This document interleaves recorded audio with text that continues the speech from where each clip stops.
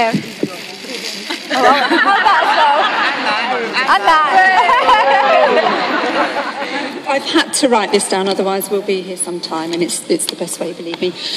I'm Cathy Sneade, and my background really has been very varied over the years.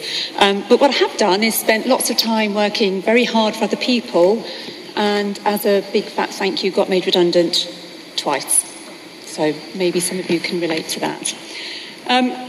I joined Forever 7 years ago, and if I'm honest, I spent more time dipping out than I did dipping in. And, you know, you'll hear that to be successful in this business, it's about consistent hard work and commitment. And that's true, but there is a certain amount of luck involved too. And my little bit of luck was, in fact, it's quite a large bit of luck, was at the beginning of my journey, because the very first person that I sponsored was actually a self-starter, luckily for me, and she spent more time dipping in than dipping out, which is obviously the right way to do it. So she became my first manager, and she actually did it without any input from me, so that was my little bit of luck. To bring you up to date, last year I sponsored 22 people, and I was, on a scale of chuffedness, I was on 10.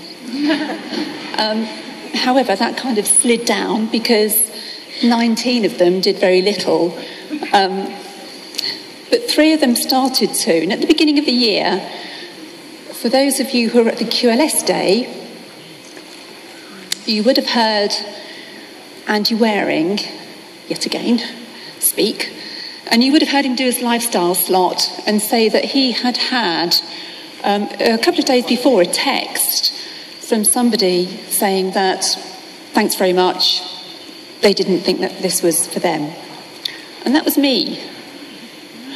Quite what possessed me to send a text expecting sympathy